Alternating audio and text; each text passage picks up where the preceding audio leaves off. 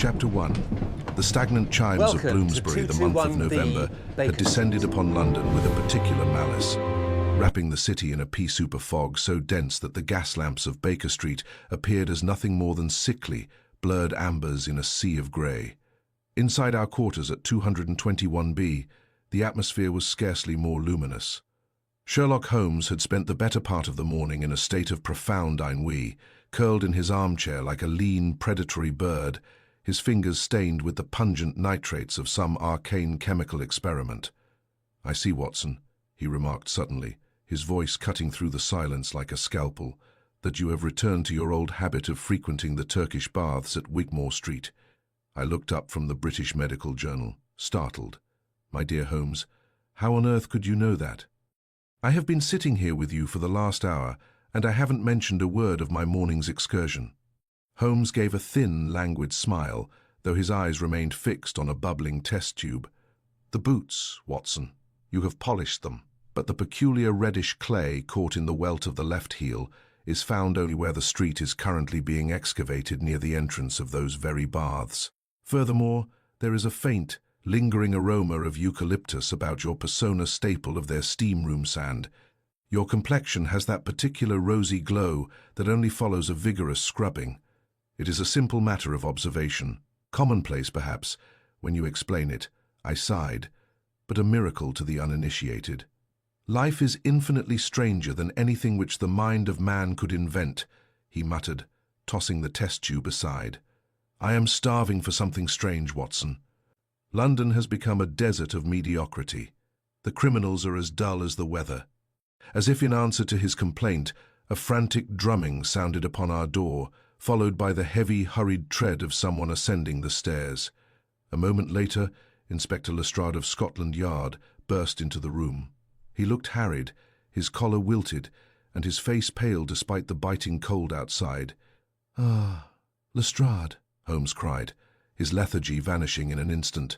He sprang from his chair, his eyes sparking with sudden electricity. "You look as though you've seen a ghost, or but yet a truly inexplicable crime. Which is it?" "It's the Abernathy case, Mr. Holmes," Lestrade panted, mopping his brow with a checkered handkerchief. "Josiah Abernathy." "You know the name?" "The horologist," Holmes replied instantly. "The man who keeps the clocks of the Admiralty and half the crowned heads of Europe. A genius of gears and escapements." "What of him?" "He's dead," Lestrade said flatly. "Found this morning in his Bloomsbury workshop. The door was bolted from the inside, the windows barred. Not a mark on him. No poison, no wound, no struggle." Holmes cocked his head. "A tragic, yet perhaps natural, end for an elderly man." "That's what I thought," the inspector said, his voice dropping to a low, uneasy pitch, until I looked at the walls. Abernathy had nearly 400 clocks in that room, grandfathers, cuckoos, chronometers, and delicate French carriage clocks. Some were wound for a day, some for a week, some for a month. Lestrade paused, a visible shudder passing through his frame. "And?" I prompted, leaning forward. "At precisely midnight last night, Mr. Holmes, every single one of them stopped. 400 different movements, 400 different Spring-Saul dead at the exact same second. It's as if time itself simply gave up the ghost in that room." Holmes reached for his ulster and his deerstalker cap, his movements energized by a cold, clinical joy. "The game is afoot, Watson," he whispered. "A man dead in a sealed tomb and a mechanical impossibility. Come, the fog is thick, but the trail is beginning to glow." Chapter 2. The silent house of seconds, the hansom cab rattled through the gloom, the horse's hooves striking the cobstones with a hollow, rhythmic thud that seemed to echo the ticking of a phantom clock. Holmes sat in silence, his chin sunk upon his chest, his eyes fixed on some point far beyond the swirling mist. I knew better than to disturb him when he was in such a state of mental fortification. He was already reconstructing the scene in his mind, testing theories against the meagre facts Lestrade had provided. We drew up before a tall, narrow house in a quiet corner of Bloomsbury. It was a sombre edifice of soot-stained brick, its windows like sightless eyes peering into the fog. A small brass plate beside the door read, "Josiah Abernathy, horologist to the Admiralty." Lestrade led us through a dimly lit hallway, the air heavy with the scent of lubricating oil and stale beeswax. We ascended a creaking staircase to the second floor, where a heavy oak door stood ajar. 2 constables stood guard, their faces bearing an expression of ill-concealed unease. "In here, Mr. Holmes," Lestrade whispered, as if afraid to wake the dead. We stepped into the workshop, and for a moment the sheer scale of the collection took my breath away. Every inch of wall space was occupied by clocks. Massive mahogany long cases stood like silent sentinels, delicate, gilded carriage clocks sat upon velvet-lined shelves, intricate cuckoo clocks from the Black Forest hung like wooden nests from the rafters. It was a cathedral of time, yet a cathedral that had fallen into a sudden, terrifying silence. In the center of the room, slumped over a workbench littered with tiny gears and jeweler's loops, was the body of Josiah Abernathy. He was a small, frail man with a fringe of silver hair and hands that, even in death, seemed curled as if grasping a delicate spring. Holmes did not look at the body first. Instead, he began a slow, methodical circuit of the room. He pulled a magnifying glass from his pocket and began to examine the faces of the clocks. "Extraordinary," he murmured, more to himself than to us. "Look here, Watson. The great regulatora clock of such precision, it varies less than a second a month. Stopped. The hands are at 12 precisely. And this Dutch wall clock, 12. This minute repeater, 12. I walked to the nearest shelf and checked a small silver travel clock. It's true, Holmes. They have all stopped at the stroke of midnight. But how is it possible?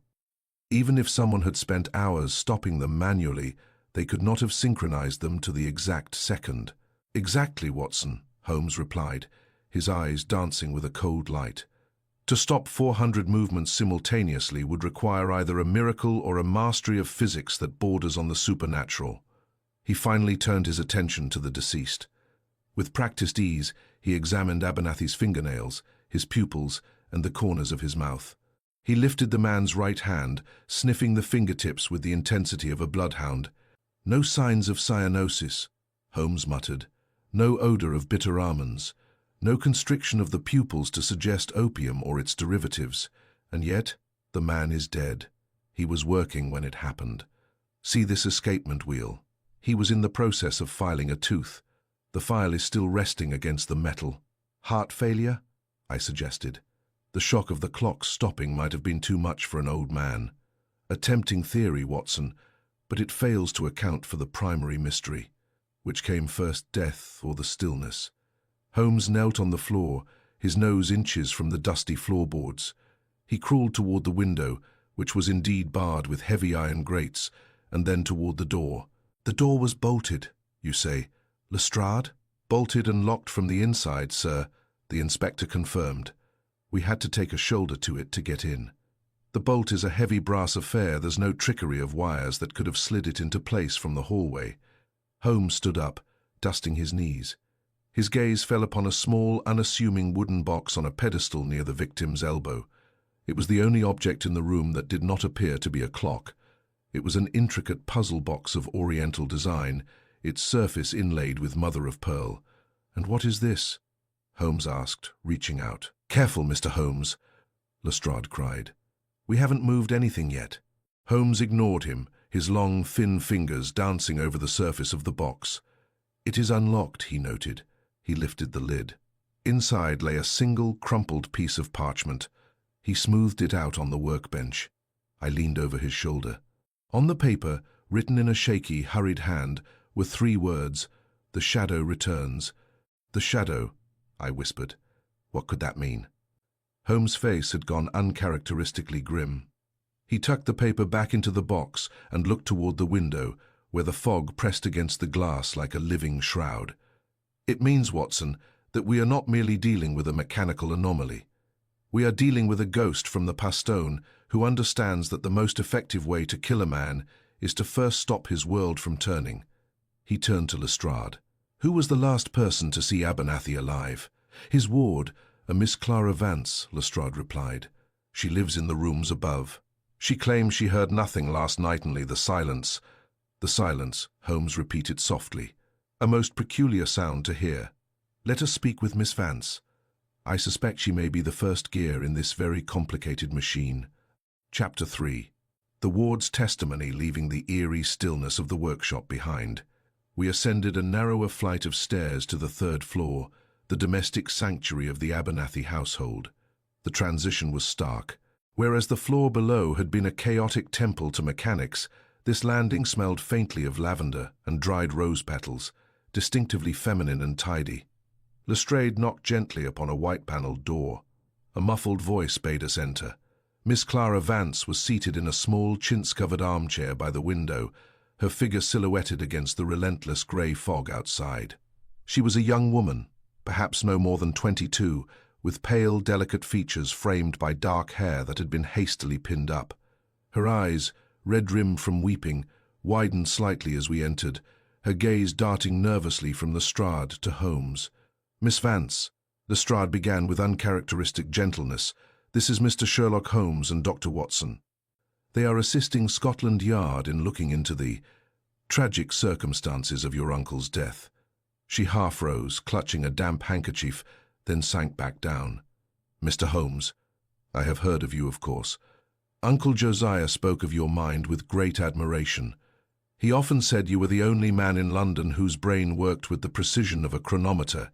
Your uncle flattered me," Holmes said smoothly, taking a seat opposite her without waiting for an invitation. His demeanour had shifted instantly from the intense bloodhound of the workshop to a calm, almost sympathetic confessor. "I am deeply sorry for your loss, Miss Vance. I understand you were dependent upon Mr. Abernathy. He was my only relation," she whispered, picking at a loose thread on the armchair. "Since my parents died in India 5 years ago, he took me in. He was eccentric, yes, and married to his work, but he was kind. Lestrade informs me you discovered the body." She shuddered. "Yes. I came down at 7 this morning to bring him his tea. He often worked through the night." The door was locked. I called out, but there was no answer. The silence, it felt heavy. I panicked and ran for the constable on the corner. "You spoke to Inspector Lestrade earlier of hearing only the silence last night. Could you elaborate?" Holmes asked, leaning forward slightly, his hands clasped together. Clara Vance hesitated, her eyes shifting toward the fireplace where a small coal fire sputtered weakly. "It is hard to describe to one who did not live here. The workshop is directly beneath my room. The sound of 400 clocks ticking, the pendulums swinging, the gears turning it was a constant, low thrumming, like the heartbeat of the house. You grow used to it, eventually. But last night—" "Yes?" "I woke up. I don't know what time it was, but the heartbeat was gone. The house was dead. It was terrifyingly quiet. I lay there trembling until dawn, afraid to move. I felt a wave of sympathy for the poor girl, imagining her lying awake in the oppressive silence above that tomb of stopped clocks. Did your uncle have any enemies, Miss Vance? Anyone who wished him harm?" I asked gently. "Oh no, Doctor. He knew only other clockmakers and his clients at the Admiralty. He was a harmless old man." "And what of the shadow?" Holmes threw the words out casually, like a stone into a pond, and watched the ripples. Clara Vance's breath hitched. The handkerchief was pressed tightly to her lips. For a moment, total silence reigned in the room, save for the sputtering fire.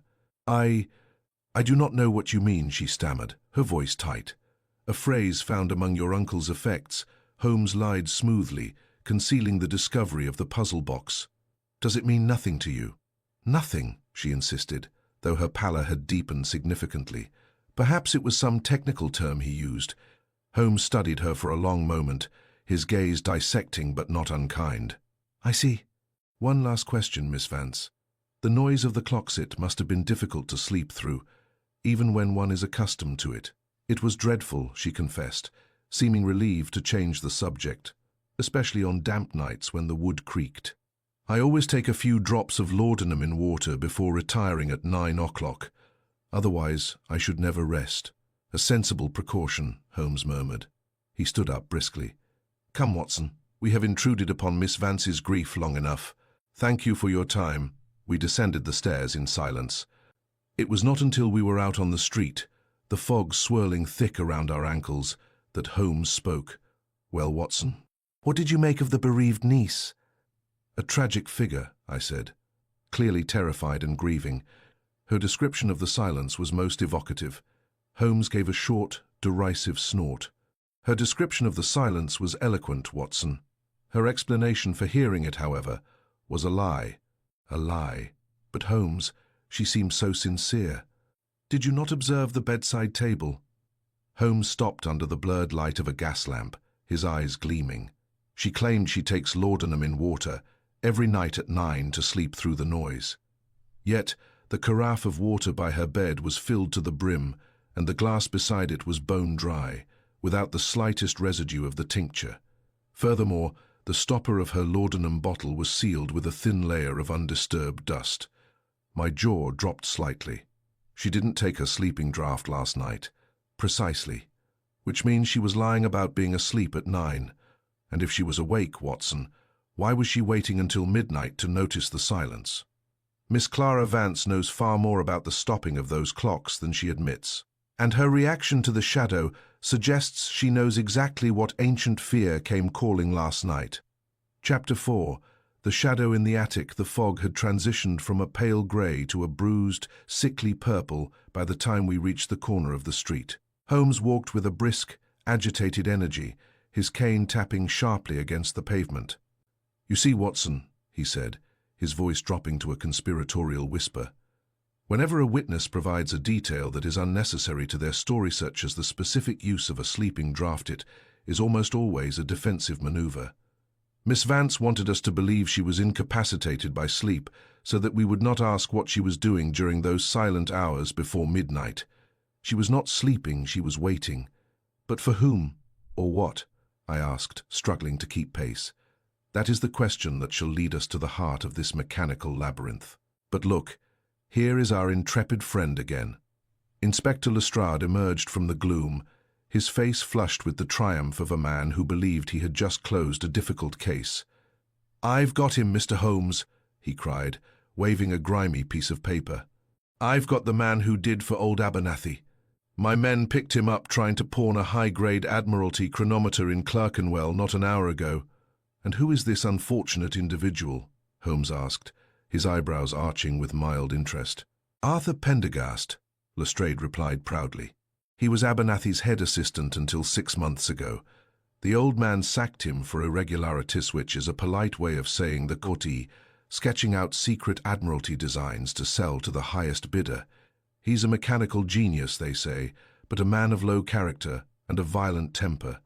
A motive of revenge combined with technical expertise," I remarked. "It seems a perfect fit, Holmes."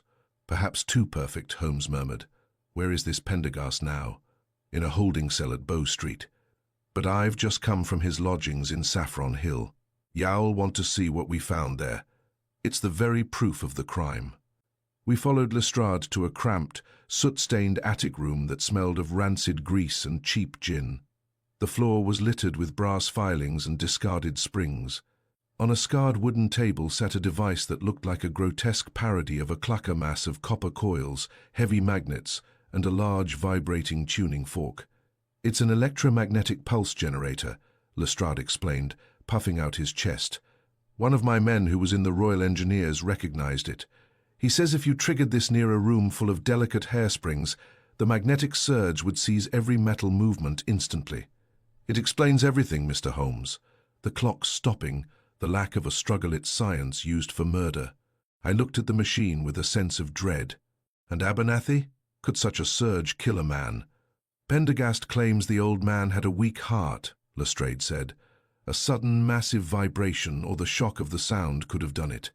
But look at this, the clincher." He held up a crumpled map of the Bloomsbury house. A heavy red X was marked over the workshop, and next to it, written in the same bold, aggressive hand as the map's labels, were the words, "Midnight, the shadow falls." "The shadow again," I whispered, looking at Holmes. Holmes had not uttered a word since entering the attic. He was down on his hands and knees, examining the dust beneath the table with his magnifying glass. He then stood up and walked over to the electromagnetic device, touching the copper coils with a light, inquisitive finger. "Tell me, Lestrade," Holmes said, his voice unnervingly calm. "Was this room locked when you arrived?" "It was. We had to break the latch." "And was Pendergast here?" No. We caught him at the pawn shop, as I said. He was carrying the Admiralty clock. Holmes walked over to a small wash basin in the corner. He picked up a bar of soap, sniffed it, and then looked at the towel hanging beside it. It was bone dry. He then turned his attention to a pair of boots in the corner. They were caked in the same reddish clay I had brought from the Turkish baths. "A very pretty case, Lestrade," Holmes said, a strange note of irony in his voice. "You have the motive, the means, and a map that practically serves as a written confession. It is a masterpiece of circumstantial evidence." "You agree, then?" Lestrade asked, beaming. "I agree that Arthur Pendergast is a thief and a scoundrel who was likely near the scene of the crime," Holmes replied, his eyes narrowing. "But I also note that this magnetic generator is missing its primary battery. It couldn't pulse so much as a pocket watch in its current state. Furthermore, the red ink on this map is still slightly tacky to the touch, despite the damp air of this attic. It was written very recently, Lestrade. Perhaps even after the murder was committed." "What are you saying, Holmes?" I asked.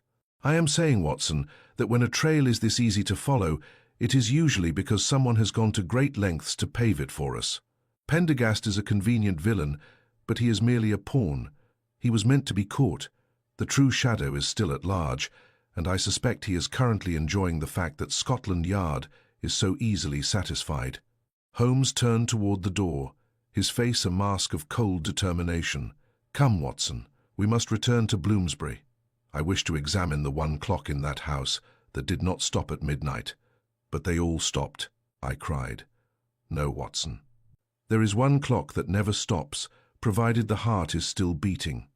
We must find the person who was counting the seconds while the world stood still." Chapter 5. The silent witness in gold, the return to the Bloomsbury workshop, felt like stepping into a tomb where the inhabitants were not men, but the discarded husks of time itself. The constables had removed Josiah Abernathy's body, leaving only a chalk outline upon the workbench and a lingering metallic scent of oil and cold brass. Inspector Lestrade followed us, his thumbs tucked into his waistcoat, his face glowing with the self-satisfaction of a hunter who believes the fox is already in the bag. "Really, Mr. Holmes," Lestrade remarked, his voice echoing unpleasantly in the hollow room, "I fail to see what more there is to find. Pendergast has the motive, he has the stolen property, and he has the very machine used to stop these clocks. It's an open-and-shoot case.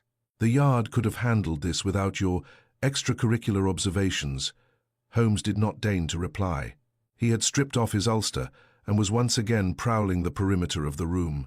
He seemed less interested in the 400 clocks that had stopped than in the small, delicate tools that lay scattered across the floor.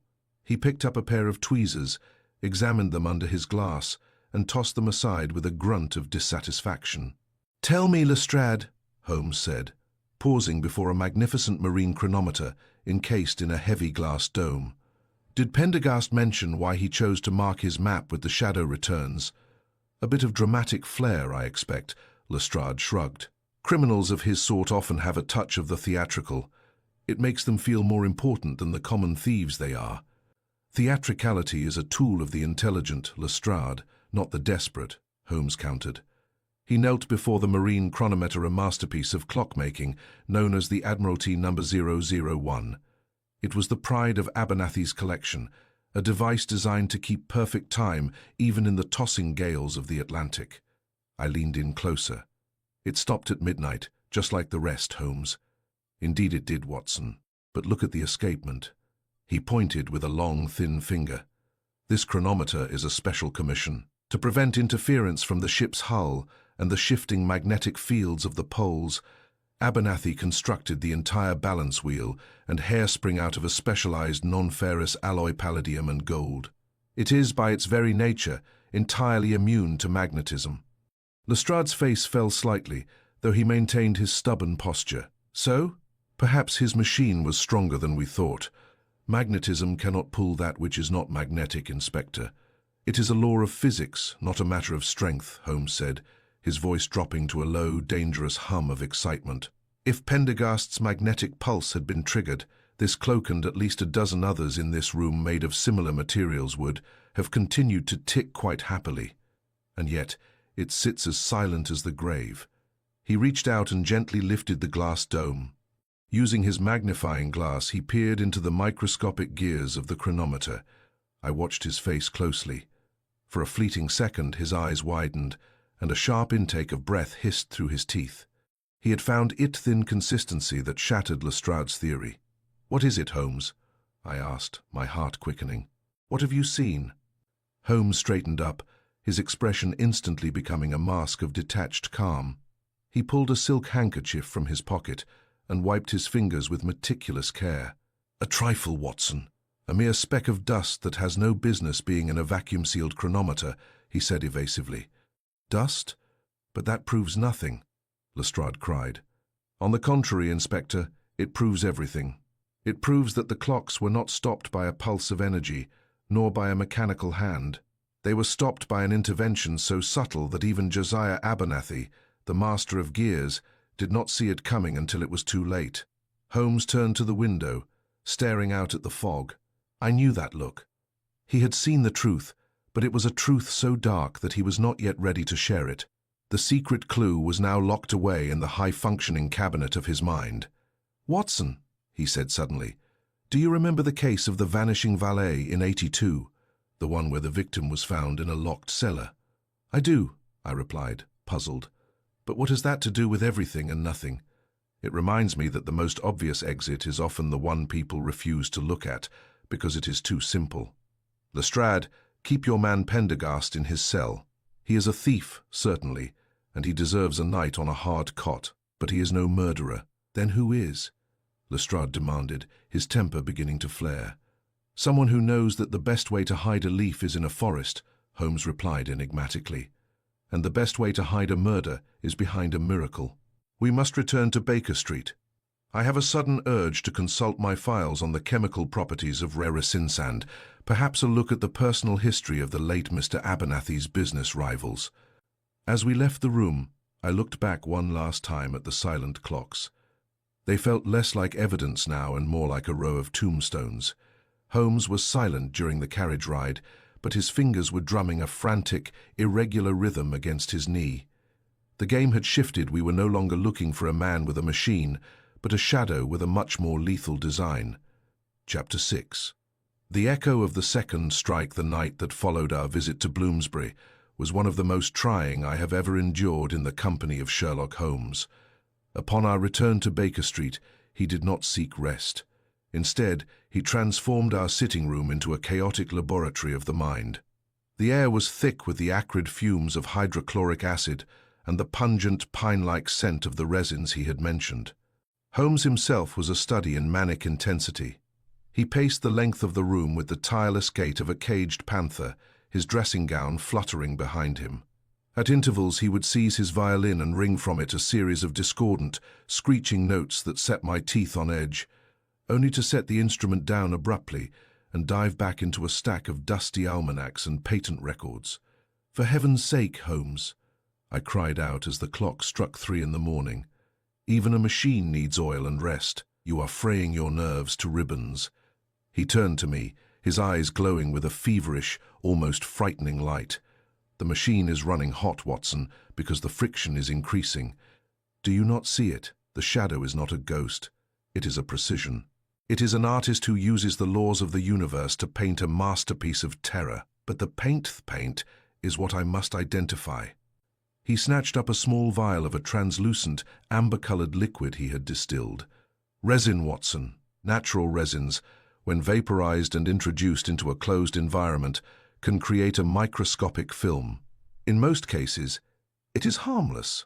But if the resin is derived from the strychnose vine of the upper Amazon and treated with a specific catalyst, it becomes something else." "A poison?" I asked, sitting upright. "A mechanical poison," he hissed. "It increases the viscosity of lubricants until they seize. It turns the finest watch oil into glue, but it requires a sudden drop in temperature or a specific acoustic frequency. That is how he stopped the clocks. He didn't use magnets, he used chemistry and sound. But the man, Holmes, Abernathy is dead. A man does not have gears to be seized by resin." Holmes opened his mouth to reply, but he was interrupted by a violent pounding at the street door below. A moment later, The door to our sitting room was flung open. It was not Lestrade this time, but a young midshipman from the Admiralty, his uniform dishevelled and his face ashen. "Mr. Holmes," the lad gasped, clutching the doorframe. "I was told to find you at once." "It's Lord Bellinger, the First Lord of the Admiralty. He's been struck down in his study at Whitehall." Holmes was across the room in a flash, his lethargy vanished, replaced by a cold, predatory focus. "The circumstances, boy, speak quickly." "It was just after midnight, sir." His lordship was working late on the new naval codes. His guards heard a strange, high-pitched humming sound like a glass breaking, but sustained. When they burst in, the room was silent. Lord Bellinger was slumped over his desk, alive but in a state of total paralysis. And the great-grandfather clock in the hall. "Let me guess," Holmes snapped, pulling on his boots. "It stopped at midnight." "No, sir," the midshipman whispered, his voice trembling. "It didn't stop. It began to run backward."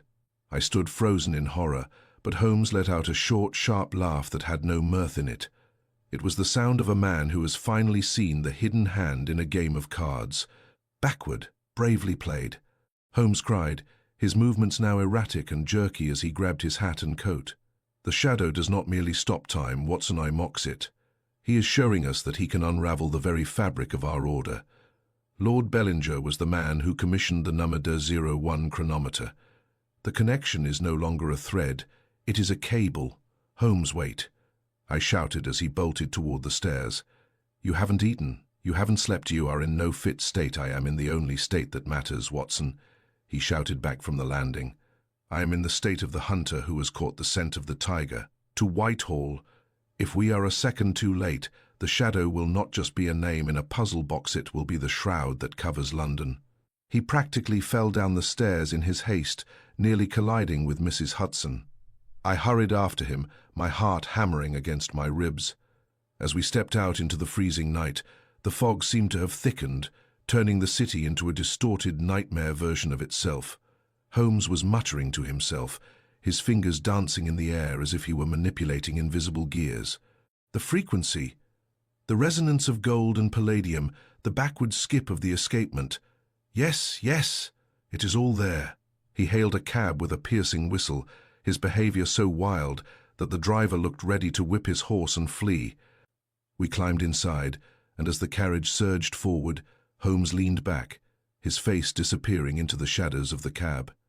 "Watson," he said, his voice suddenly dropping to a whisper so cold it made the blood in my veins turn to ice.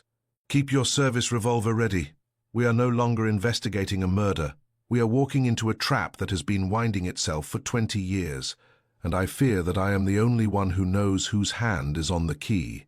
Chapter 7. The master of the backward hand, Whitehall, was a hive of suppressed panic. The corridors of the Admiralty, usually echoing with the steady, bureaucratic tread of clerks and the sharp commands of naval officers, were now filled with a frantic, hushed energy. Armed sentries stood at every junction, their bayonets gleaming coldly under the gaslight. Lord Bellinger, the man whose hands held the secrets of the British Empire's naval supremacy, lay in his private study a living statue, his eyes wide and filled with an agonizing intelligence, yet unable to move so much as a fingertip. "It is a tragedy, Doctor," the Admiralty physician whispered to me as I examined the prostrate lord. "A total suspension of the motor nerves. Pulse is steady, respiration is shallow but regular. It is as if he has been turned to stone by the mere sight of something." I looked at the great-grandfather clock in the corner. It was a monstrous thing of dark oak, its face a silver disc. True to the midshipman's report, the second hand was sweeping with a smooth, silent grace not clockwise, but in reverse. The sight was profoundly unsettling. It felt like a violation of the natural order. Holmes was nowhere to be seen. He had vanished the moment we crossed the threshold of the Admiralty, slipping into the maze of offices with a speed that left me standing alone with my medical bag. I knew better than to search for him. When Holmes wished to be invisible, he became the very air itself. The clock must be stopped. A sharp, authoritative voice rang out. I turned to see a tall, austere man with a pointed beard and a naval uniform heavy with gold braid. "It is a mockery. It is distracting the staff. Someone call for a technician." I am afraid the only man capable of handling such a delicate mechanism was Josiah Abernathy, I remarked, and he was murdered last night. Then find someone else, the officer snapped. An hour passed in a blur of medical consultations and fruitless questioning of the guards. It was nearly 5 in the morning when a small, stooped figure was ushered into the study by a harried clerk. The man was ancient, his back bent like a question mark, wearing a tattered brown frock coat stained with oil. A pair of thick, pebble-in spectacles sat precariously on the bridge of his nose, and a few wisps of white hair escaped from beneath a greasy felt hat. He carried a battered wooden toolbox that rattled with the clink of metal. "Elias Pringle, sir," the old man croaked, offering a shaky bow to the high-ranking officer. "From the Clerkenwell shops. They said you've a clock what's forgotten its manners." The officer waved him toward the corner with a gesture of disgust. "Fix it, man. And be quick about it." I watched the old man hobble toward the Blackwood clock. There was something in the way his gnarled fingers moved, a sudden, sharp dexterity as he began to unscrew the side panel that sent a jolt of recognition through me. It was the twitch of the index finger, a habit Holmes possessed when he was deep in thought. I caught my breath but remained silent. "Peculiar," Pringle muttered, his voice a dry rasp. "Very peculiar. 'Tis the resonance, you see. Someone's been playing with the vibrations. If I touch this lever here—" He reached deep into the clock's bowels. Suddenly, a high-pitched crystalline hum filled the room, the same sound the guards had described. It was a piercing, vibrating note that seemed to vibrate in the very marrow of my bones. "Stop that noise!" the officer shouted, clutching his ears. "I can't, sir," Pringle cried, his voice rising in simulated panic. "The trigger is set. It's a feedback loop. If the resonance isn't neutralized in the next 3 minutes, the central spring will shatter and release the vapor." "Vapor? What vapor?" "The shadow's breath. They call it in the old books," Pringle shouted over the mounting hum. "The resinous toxin that has petrified his lordship. It's stored in the weight shells of the clock. Once the glass breaks, it will flood the entire wing." Chaos erupted. The officer and the clerks bolted for the door, driven by the primal fear of an invisible, creeping death. Even the guards at the door wavered, their discipline breaking under the assault of the deafening sound. In the midst of the stampede, one person did not run toward the exit. A young clerk, whom I had noticed earlier standing quietly in the shadows of the hallway, moved with incredible speed. He did not head for the door, but sprang toward the clock, a long, thin needle valve in his hand. He meant to silence the hum, not to save the room, but to preserve the mechanism of his crime. Before his hand could reach the clock, the old man straightened with the grace of an acrobat. The toolbox was dropped, and in a single fluid motion, Sherlock Holmes discarded his spectacles and tackled the clerk to the floor. "I believe you are looking for this, Mr. Murillo," Holmes said, his natural voice ringing out clear and cold as he pinned the man's arms behind his back. The hum died away instantly as Holmes reached into his pocket and clicked off a small, vibrating tuning fork he had hidden there. The mechanical disaster had been a ruse, a magnificent piece of theatre designed to force the one man who understood the machine to reveal himself. "Watson!" Holmes called out, his knee firmly in the small of the captive's back. "The handcuffs, if you please. We have caught our shadow, though I suspect he is merely the eclipse of a much larger body." The young clerk Murillo snarled, his face twisting into a mask of pure, unadulterated hatred. "You're too late, detective. The clock has already run backward far enough. The past cannot be undone." Chapter 8. The anatomy of a ghost, the panic that had cleared the room, left a ringing silence in its wake, broken only by the rhythmic, reversed ticking of the great oak clock. Inspector Lestrade, having realized the explosion was a feint, hurried back into the study, his face a cocktail of embarrassment and fury. He looked from the pinned clerk to Sherlock Holmes, who was now calmly adjusting his cuffs, having shed the persona of the aged Elias Pringle. "Mr. Holmes," Lestrade barked, "what is the meaning of this charade? This man is a junior secretary of the Admiralty. You can't just assault the civil service." "I am not assaulting the civil service, Lestrade. I am arresting a ghost," Holmes replied, his voice echoing with a cold, metallic clarity. "Or rather, the son of one. May I introduce you to Victor Abernathynoth, the nephew of the deceased Josiah? but the disowned son of his late partner, Silas Abernathy. The man on the floor, whom we had known as Murillo, let out a low, guttural laugh. My father was the genius. Josiah was the thief, and Bellinger was the judge who signed my father's death warrant to protect the Admiralty's pride. Holmes ignored the outburst and turned to me. Watson, you asked earlier about the speck of dust I found in the vacuum-sealed chronometer at Bloomsbury. It was not dust. It was a microscopic globule of a highly volatile catalyst.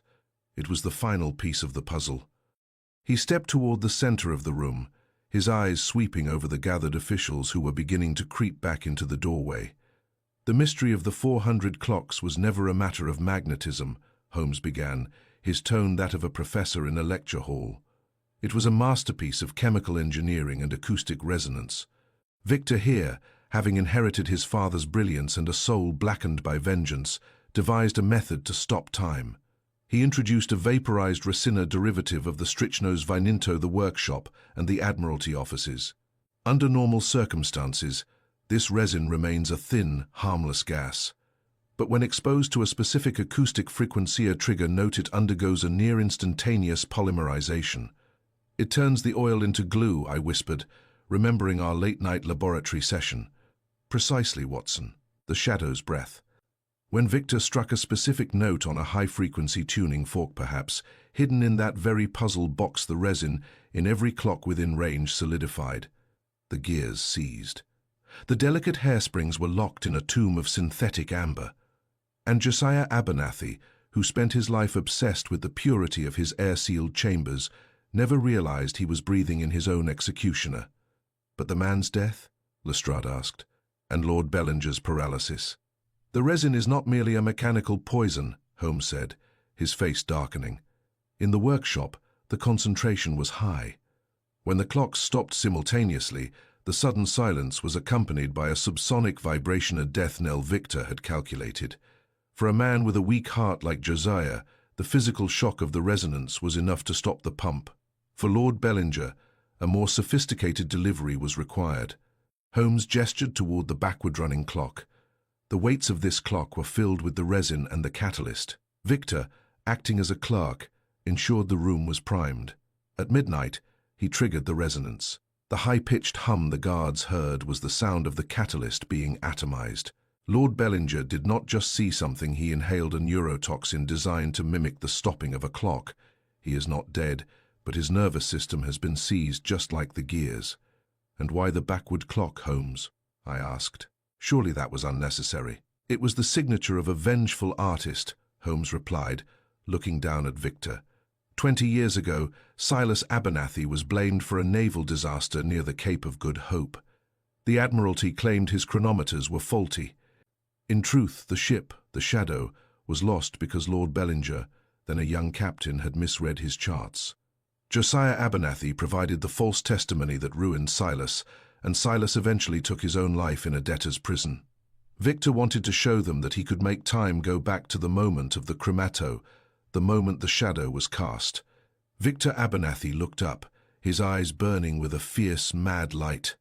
They stole my father's life. I only stole their seconds.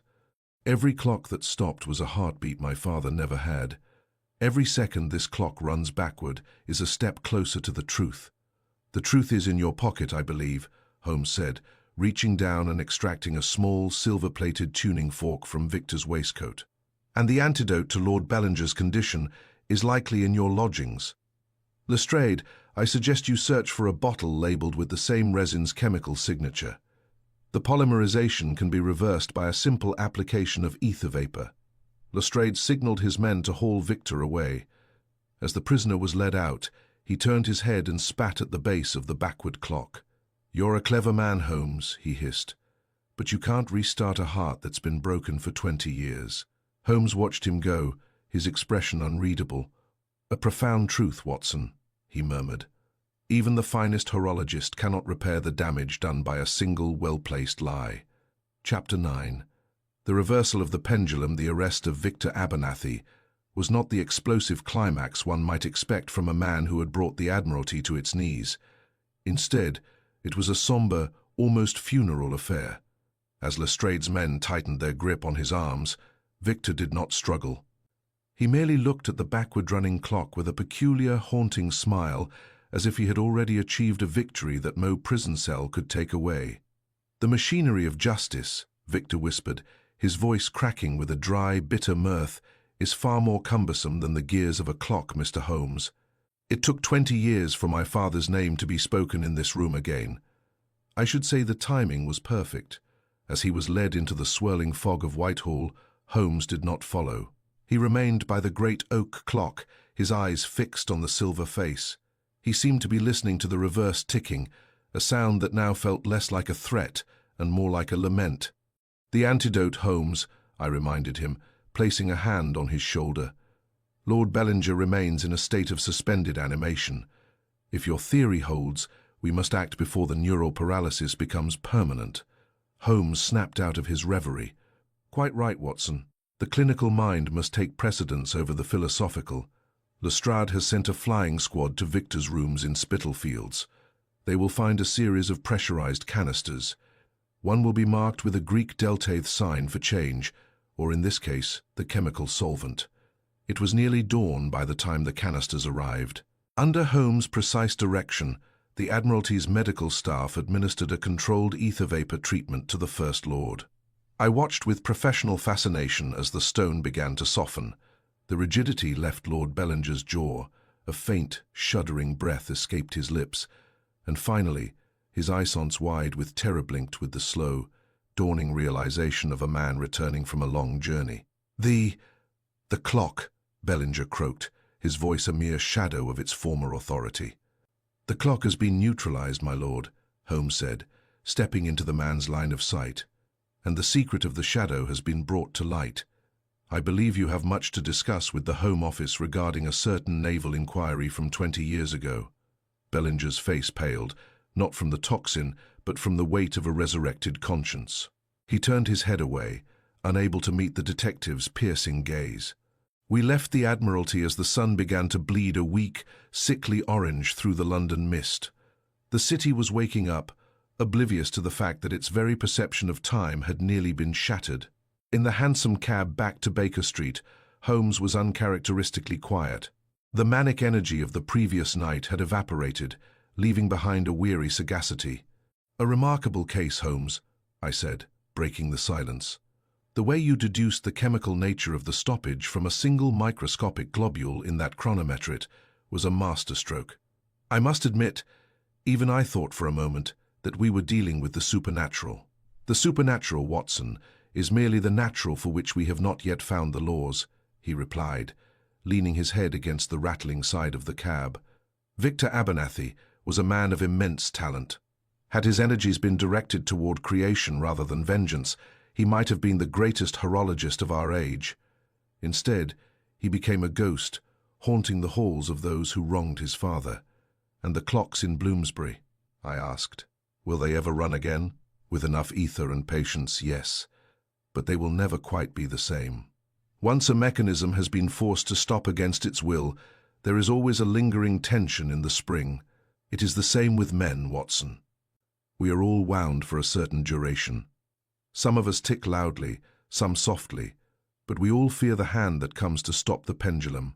I reflected on his words, looking out at the passing throngs of Londoners, each a tiny moving part in the vast machinery of the empire.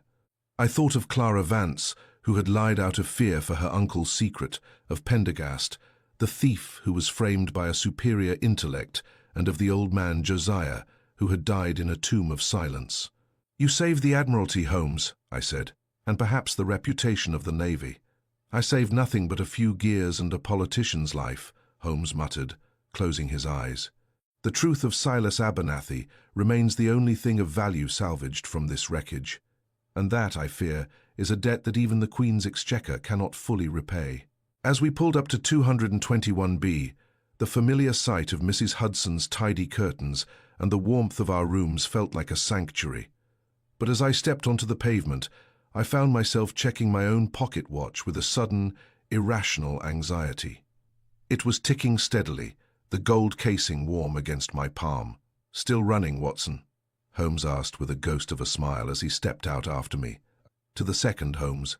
Then let us hope the world remains synchronized for at least another day.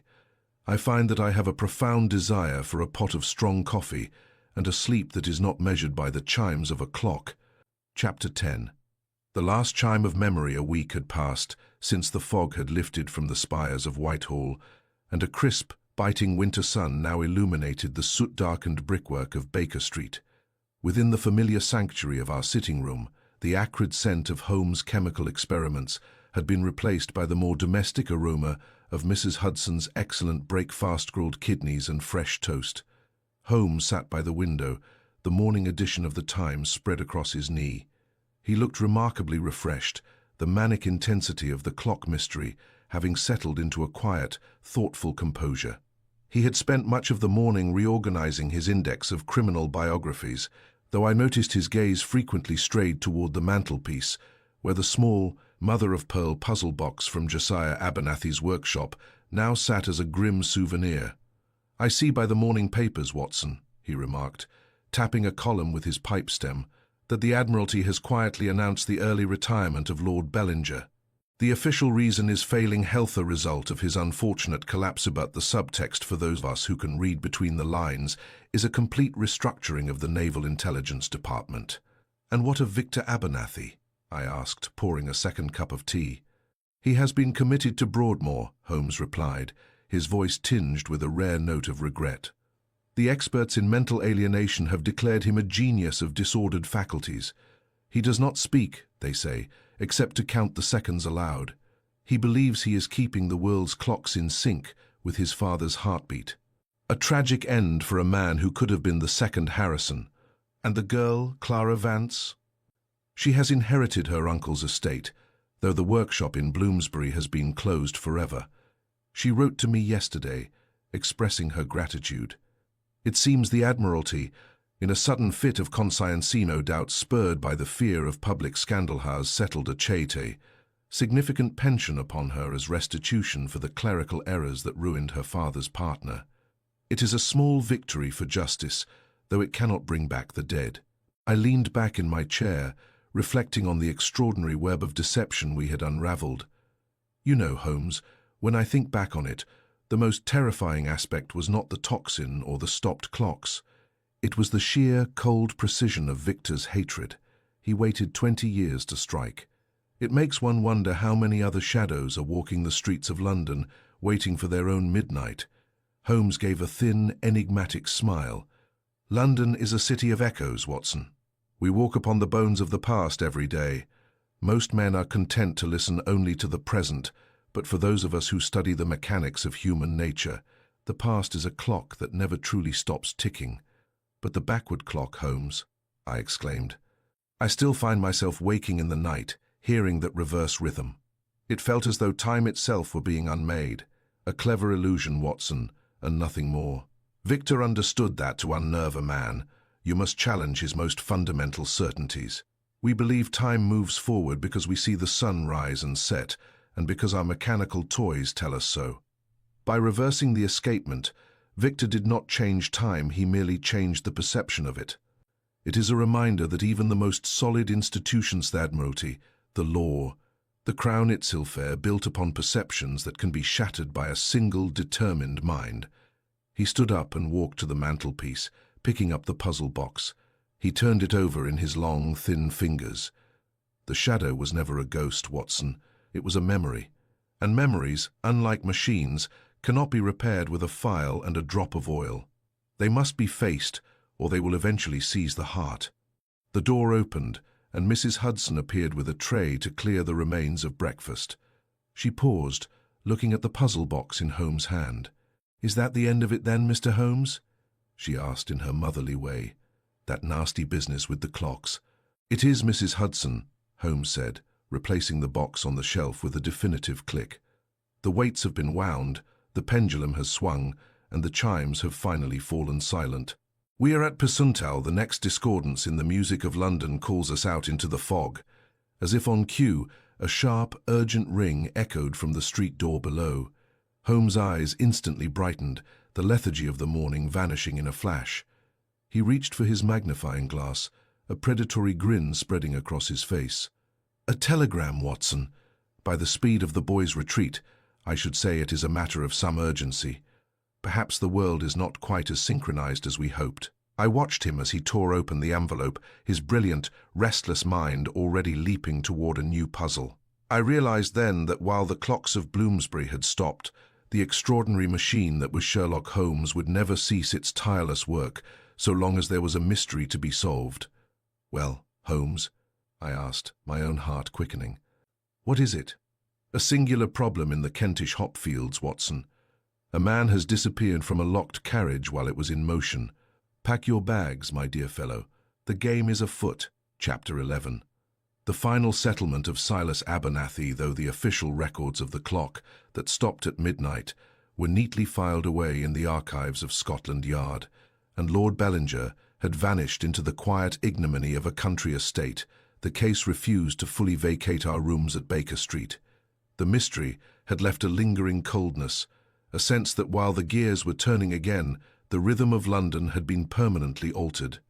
2 weeks after the arrest of Victor Abernathy, a heavy wax-sealed crate arrived at 221B. It bore the crest of the Admiralty and was accompanied by a terse note from the new First Lord, thanking Mr. Holmes for his discretion and unparalleled service to the Crown. Holmes, who had been in a state of brooding silence for most of the morning, attacked the crate with a crowbar. He did not care for the Admiralty's gratitude, but he had been waiting for the contents with a quiet, persistent hunger.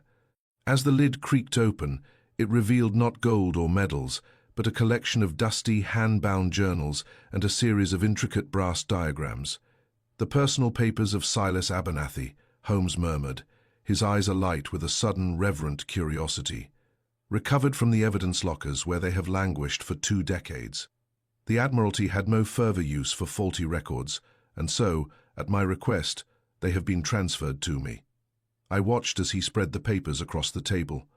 They were covered in the frantic, elegant script of a man who saw the world not in minutes and hours, but in the mathematical purity of celestial movement. "Look here, Watson," Holmes said, pointing to a diagram of a balance wheel so complex it looked like a spider's web made of gold. "This is what Silas was working on before the disaster of the Shadow. It is a compensation for the equation of Tamiaway to reconcile the erratic orbit of the Earth with the mechanical precision of man. It is magnificent." "So he truly was a genius," I said, leaning over his shoulder. "Victor wasn't merely blinded by filial loyalty. His father really was the master Josiah claimed to be." Silas Abernathy was decades ahead of his time, Holmes sighed, tracing a line of calculations. He had discovered that the very materials we use to measure time are influenced by the atmospheric pressures of the deep sea. His chronometers didn't fail the Shadow, they were simply too sensitive for the crude hands that operated them. Bellinger's error was one of navigation, yes, but Silas' tragedy was one of being misunderstood by the mediocre. He turned the pages until he reached the final entry, dated the night before Silas' arrest. It was a single, sprawling sentence that seemed to leap off the page. "Time is not a cage, but a river. If we cannot swim with the current, we are doomed to drown in the shallows of our own deception." "Poetic for a horologist," I remarked. "Truth is often poetic, Watson, when it is stripped of its disguises," Holmes replied. He picked up a small silver gear that had fallen to the bottom of the crate. It was the only mechanical part included heart of Silas' failed masterpiece. A soft knock at the door interrupted us. It was Billy, our page, announcing a visitor. Miss Clara Vance entered, dressed in a simple but elegant travelling suit of dark blue. She looked transformed. The shadow of fear that had haunted her in Bloomsbury had been replaced by a quiet, steady strength. "I could not leave London without saying goodbye, Mr. Holmes," she said, her voice clear. "I am moving to the coast. I have bought a small cottage near Greenwich. I find I still have a fondness for the sea, even if it was the sea that took so much from my family." "A wise choice, Miss Vance," Holmes said, rising to greet her. "The air is clearer there, and the rhythm of the tides is far more forgiving than the ticking of London's clocks. I wanted to tell you," she continued, "that the Admiralty has officially cleared my father's name. It was a small notice in the Gazette, tucked away in the back, but it was there. Silas Abernathy is no longer a footnote of failure." She looked at the papers on the table, her eyes softening. Is that his work? It is his legacy, Holmes said, handing her the small silver gear. A reminder that even when a machine is broken, the brilliance of its creator remains. I believe this belongs to you. Clara took the gear, her fingers closing over it as if it were a precious gem. Thank you, Mr. Holmes, for everything. After she had gone, Holmes returned to his chair and began to carefully pack the journals back into the crate. He did not speak for a long while. I stood by the fire, watching the orange flames lick at the soot. You know, Watson, Holmes said finally, his voice low and reflective, we spent our lives chasing the how and the who of crime. We find the hand that holds the knife or the mind that plots the theft. But cases like this, they remind us of the why. A 20-year-old injustice, a father's ruined name, a son's twisted love. It is a reminder that the human heart is the most complex mechanism of all, and the most difficult to repair, I added. Precisely. One can replace a broken mainspring, but how does one replace a lost decade? Victor is in Broadmoor, Josiah is in his grave, and Bellinger is in exile. The clocks are ticking again, but the silence they left behind is something I shall not soon forget. He stood up and walked to his violin case. Come, Watson. The evening draws in, and the Kentish mystery awaits us tomorrow. Let us have a little music to bridge the gap between the tragedies of the past and the puzzles of the future. Something by Mendelssohn, I think something with a forward momentum. As the first notes of the violin filled the room, I looked one last time at the mother-of-pearl puzzle box on the mantelpiece.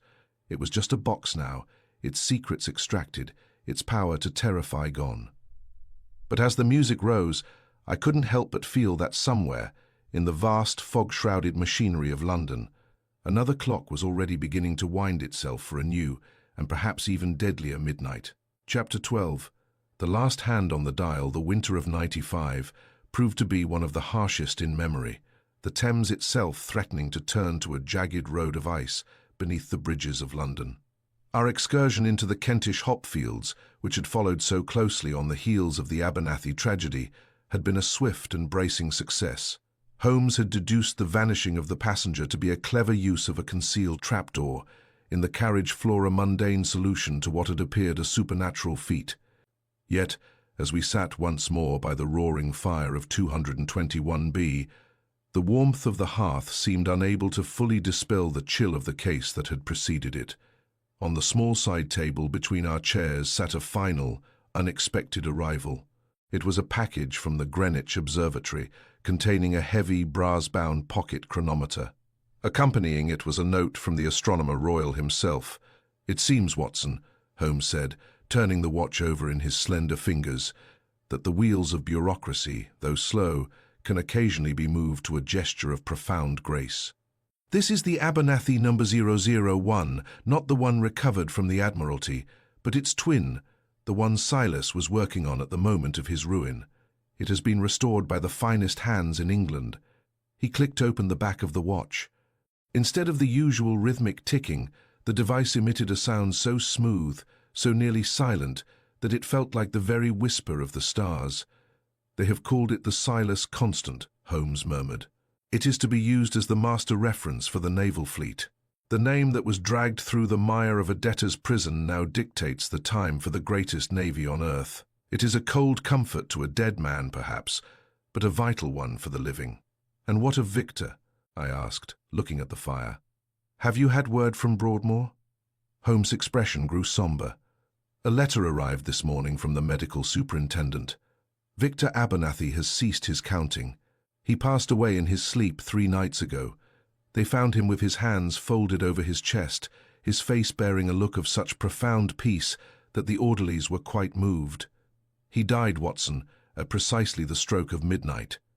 A shiver that had nothing to do with the winter draught passed through me. At midnight, it is as if he finally allowed his own spring to run down, or perhaps he felt the debt was finally settled, Holmes said, closing the chronometer with a sharp click. He was a man who lived entirely in the shadows of the past. Once those shadows were illuminated by the truth, he had no further reason to endure the glare of the present. He was, in his own twisted way, a creature of absolute symmetry. I thought of the many faces we had seen during those frantic days in Bloomsbury and Whitehall, the terrified Clara Vance, the arrogant Lord Bellinger, the broken Pendergast, and the vengeful Victor. They had all been caught in a gear train of events they could neither stop nor understand, until the master hand of Sherlock Holmes had reached in to still the machinery. "You know, Holmes," I remarked, picking up my pen to add the final lines to my manuscript of the case, "this story will be one of the most difficult to present to the public. They prefer their villains to be monsters and their heroes to be stainless. In the Abernathy case, the lines were as blurred as the London fog." "Then write the truth, Watson," Holmes said, rising and walking to the window to stare out at the street lamps. "Tell them that justice is not a machine that once set in motion continues of its own accord. It is a fragile thing, easily jammed by pride and oiled by deception. Tell them that Sherlock Holmes is not a judge, but a man who looks at the dial and tells the world what hour it truly is, however unpleasant that hour may be." He turned back to me, his silhouette sharp against the frosted glass. "I have often said that when you have eliminated the impossible, whatever remains, however improbable, must be the truth. But in this case, the truth was not merely improbable, it was heartbreaking. We found the how and the who, but the why belongs to a court higher than the Old Bailey." He reached for his pipe and his tobacco pouch, the familiar ritual signaling the end of the day's ruminations. The case of the clock that stopped at midnight was officially closed. The journals were packed, the evidence surrendered, and the names of the actors were beginning to fade into the vast, churning history of the city. "Come, Watson," Holmes said, his voice regaining its usual crisp authority. "The night is young, and I believe I saw a most interesting report in the Police Gazette regarding a series of inexplicable fires in the Docklands. The world continues to turn, and so long as it does, there will be work for those who have eyes to see." I closed my notebook and followed him. As we descended the stairs, the steady, rhythmic ticking of our own hall clock seemed to grow louder, a heartbeat for the house at 221B. It was a sound of order, of progress, and of a future that, thanks to my friend, felt a little less shadowed by the ghosts of the past. The front door opened to the freezing night, and as we stepped out into the mist, I glanced back one last time. The gaslight from the hallway caught the brass numbers of the clock on the landing. It was a second past midnight. Old Day was dead, and a new mystery was already beginning to wind its first turn.